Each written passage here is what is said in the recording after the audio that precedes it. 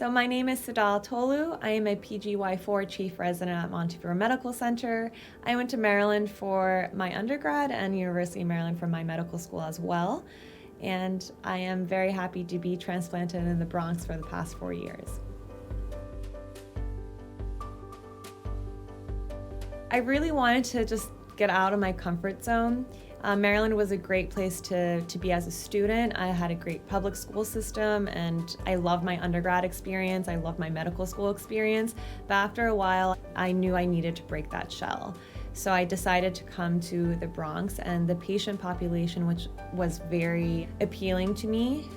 It's a very high volume, high acuity, and they are a patient population that's in a lot of need, actually. So I knew the training here would clinically be phenomenal, and the people I met here on my interview day were great, and the people I worked with during residency were phenomenal. So I'm very happy to be here because of that. I think I came out on the other side of this very well trained, and I was able to achieve my goals in every aspiration and beyond. So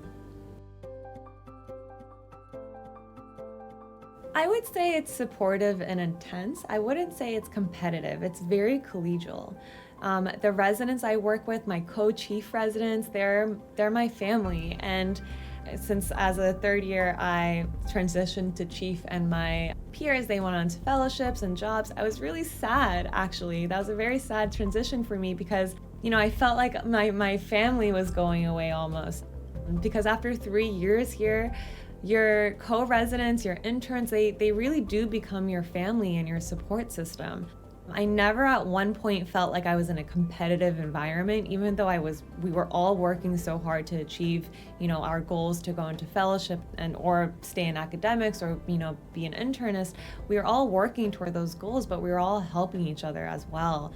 And residency was hard, so there's going to be low points, there's going to be high points, and my co-residents were there for both of those points. They were my support system, and they really understood what you're going through, so that's the environment here, and I think that's really unique to Monty.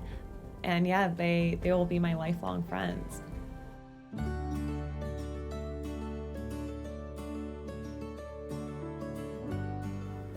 I'm someone who was very close to my family in Maryland, so really leaving all of that behind and coming to the Bronx was a transition for me.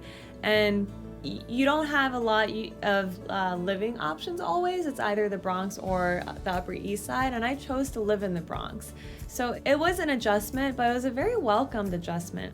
It's part of a huge city, and there's so much culture and so much diversity here for everybody. You're gonna find what you are interested in, whether it's running or exploring, all the Italian restaurants in Arthur Ave, or going up north a little bit to go hiking on Bear Mountain. There's a million things to do. And of course, Manhattan is right down the subway track about 30-40 minutes, so that has a whole different range of opportunities. But I absolutely love the Bronx, not just the hospital and the training here, but the community and everything outside of it as well.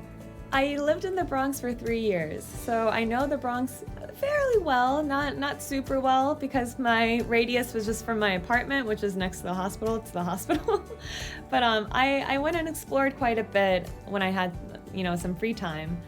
Running was very big for me. I think it was a way for me to de-stress. So I did a lot of running, especially when I lived in the Bronx. We are located next to Van Cortlandt Park, which is huge, and it had beautiful running trails that I definitely took advantage of. There's a golf course, which is very well groomed, and it was just a beautiful scene to go running and really just, get out of the hospital and get out of that work headspace. Outside of the Bronx, if you have a car, which most of us did if we lived in the Bronx, 15 minutes north, there's like Westchester. So around the fall time, which is right around now, I frequently went to Sleepy Hollow, which is a beautiful little Halloween town almost from the movie. And there's a lot of things to do there, from like pumpkin patch to haunted house. So those are really fond memories of my residency that, my co-residents and I would just go explore the Bronx and do fun activities like that.